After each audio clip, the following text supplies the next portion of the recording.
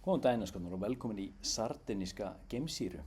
Uh, Hér er heitt og ég er búinn að vera sem sagt mikið utan þjónustusvæðis, utan internets sem er búið að há mér talsvert en ég hef reynt að taka það góða úr því og hugað að öðrum sviðum. Mér langaði að henda hérna í eitt stutt því að það er sem sagt búið að vera hérna smá sveifla í gangi sem snýr að Lou Elizondo og Sam Gerb sem er þáttastjórnandi UAP Gerb og svo kemur þetta Hillary Clinton inn í þetta og annað og mér langar svolítið að lesa hérna smá texta fyrir ykkur sem ég skrifaði. En semst kenningin stjórnaða UFO uppljóstrun. Semst á síðustu árum þá hefur UFO fyrirbærið í Bandaríkjunum tekið óvænta. Umræðan snýr ekki lengur eingöngu það hvort óþekkt fyrirbæri séu raunveruleg, heldur einnig hverjir hafa vitað af þeim, hverjir hafa stjórnað upplýsingum og hvort sú uppljóstrun sem almenningur hefur fengið sé í raun aðeins hluti af enn stærri áætlun. Einn þeirra sem hefur gengið hvað lengst í þessari greiningu er Sam Gerb, eða sem sagt UAP Gerb. Hann sagðist í nýlegu viðtali með Russ Coulthart, þá setti Gerb fram mjög ákveðna mynd af hlutverki Lou Elizondo. Já, og Lou Elizondo var sem sagt forstjóri, hann stjórnaði AATIP í mörg ár sem var einhvers konar svona háleindarverkefni sem sá að safna upplýsingum og greina öll svona UFO tilfellin. En sem sagt samkvæmt frásögn Gerb er málið ekki einfaldlega þannig að Elizondo hafi yfirgefið svo háleindarkerfi bandarískra stjórnvalda til þess að upplýsa almenning sem hann gerði með því að leka ákveðnum skjölum eða myndefni nánar tiltekið í New York Times greinin árið 2017. En þvert á móti gæti hann sjálfur hafa verið hluti af því kerfi sem stjórnaði hvernig UFO upplýsingum var miðlað.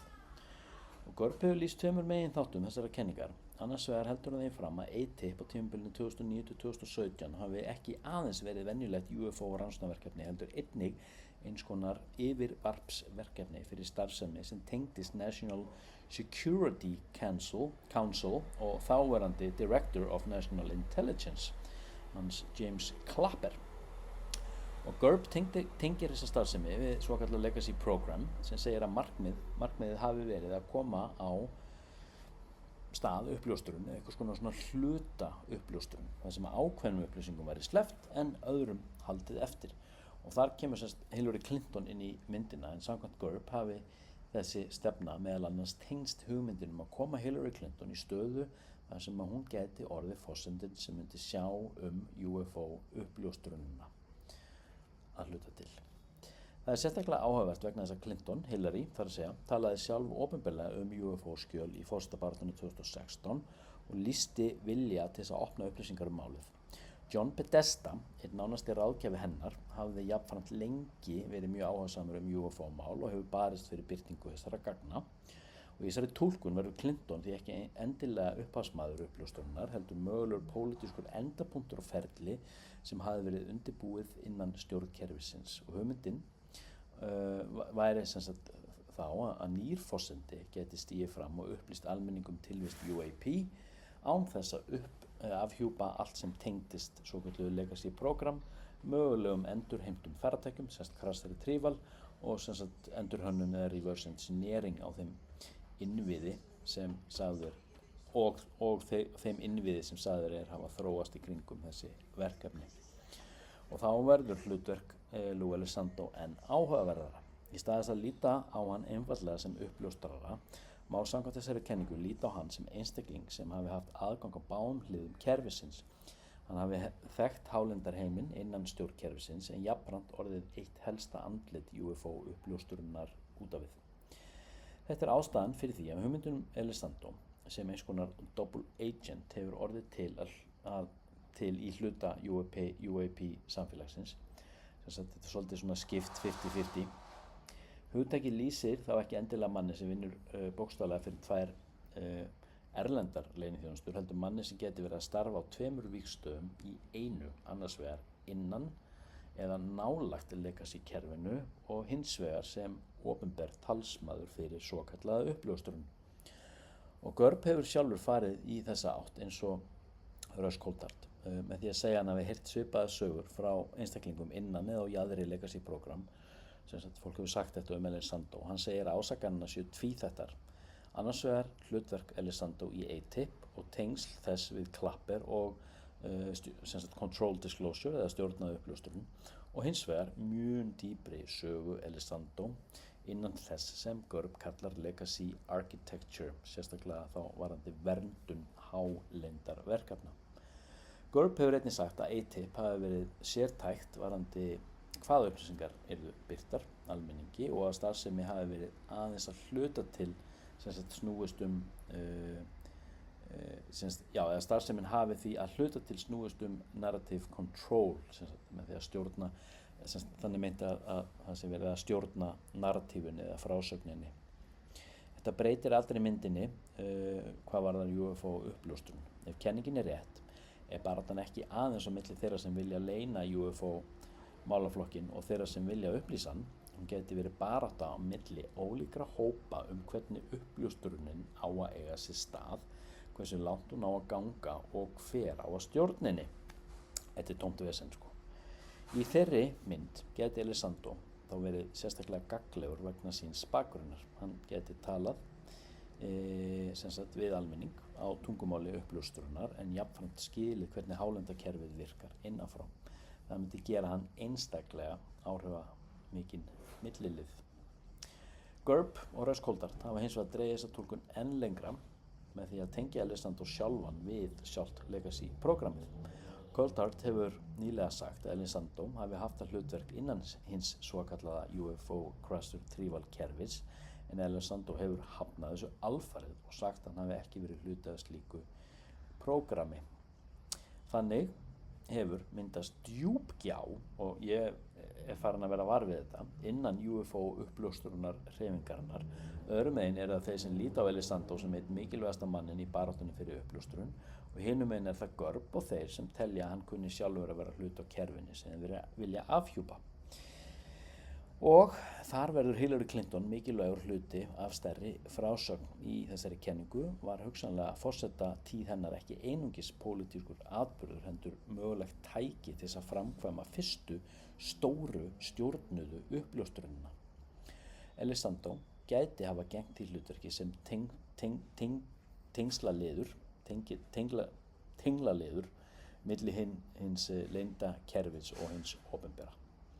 Þetta kjarninn í þeirri mynd sem að GURB hefur verið að draga upp að raunverulega baráttan snúist ekki einfaldlega UFO eða engin UFO, heldur hver stjórnar sannleikanum UFO. Ef Elizondo var hluti á kerfinu áður en hann varð andlit uppljóstrunarinnar, þá vaknar stæðsta spurningin, var hann sem sagt árið 2017 að yfirgefa kerfið eins og það var látið líta út fyrir að vera, eða var hann sendur sem sagt út on a mission til stjórna því hvernig almenningur myndi komast að því hvað væri þar inni. Sjúklega áhugavert. Ég búinn að hafa þessa tilfinningu fyrir Lou Elizondo from the get-go. Hann eitthvað loðinn, kemur fram eins og salt jarðar, old army dude, talar einhvern veginn tungumál fólksins, einhvern veginn virðist vera rosalega svona einhvern veginn að leika auðmýktina og leika, spila sér svona svolítið sem svona hálfgjört fórnarlamb og hvað hann mikill uppljóstrari, en á sama tíma hefur hann komist upp með að segja alls konar hluti og ég hef aldrei botnað í því hvernig maðurinn kemst upp með að segja það sem hann hefur verið að segja í gegnum árin. Þannig að mér finnst þetta alls ekki far-fetched. Það mikið í gangi eins og þið heyrið. Ég veit að kannski stór hluti af þeim sem að hlusta eða horfa, þau kannski vita kannski ekki almennilega einu sinni hver Lou Elizondo eða Russ Coulthard for that matter. Russ Coulthard hann svona mainstream media outlet fyrir UFO málaflokkinn og búinn að vera í nokkur ár og en þú veist, það þarna bara heill heimur sem á daglegri hreyfingu og við virðumst vera komast alltaf með hverjum deginum nær og nær einhvers konar government disclosure hvaða mat sem við leggjum á það hins vegar annað mál, en eitthvað skrítið í gangi. Það eru búin að koma 4 budge núna frá stríðsmálaráðuneytinu og það hefði verið ansi eðlilegt hefði 5. batchið komið núna síðasta föstudag, en það kom ekki, þannig að ég mun refresha núna næsta föstudaginn 7. ágúst, því að ég á alveg svona því að það komi eitthvað þá, þetta samt kemur alltaf út á föstudag. Þannig að við fylgjumst bara spennt með, hvað sem í gangi, við vitum það ekki. Þetta eitthvað loðið, ég veit þetta loðið, en hversu loðið og okkur þetta loðið, það veit ég ekki. Hérna í lokin, þá langar mig að segja ykkur að á sólmyrkva deginum 12. ágúst, þá kemur sem sagt UFO 202 í bókabúðir. Og hún sem sagt verður bara hann til sölu við hliðina á litlu systur, eða kannski stóru systur, UFO 101, má ekki gera það lítið úr henni, hún eiginlega stóru systur. En sem sagt UFO 202, hún sem sagt komin í forsölu, ég sem sagt með hana í persónulegri, beint frá bíli, forsölu, árituð, og þið getið fengið hana á 7.000 krónur. Þið getið annarkot nálgast hana hjá mér þegar ég er búin að fá þær í hendunar, eða ég get senda þær í pósti. Sendi mér bara private skilaboð, PM, ef þið viljið sem sagt vita eitthvað meira, sem sagt reikningsupplýsingar og hvernig þetta fer allt fram, en þið verður sem sagt að senda mér skilaboð. Já, og ef þið viljið fá báðar UFO 101 og 202, þá get ég selt þær báðar á 12 skall. Bargain. Herrskundar, ef þið viljið followa Gamesýruna, þá það TikTok og YouTube, og svo getið þið líka followað á Facebook, bara undir leitaða mér, Gunnar Dan, og ég deili öllu þar, og ég semst að koma heim frá Sardíníu til Íslands bara núna helgina, og þá mun Gamesýran halda áfram með uppteknum hætti. Þykir vænt ykkur, þar til næst, namaste.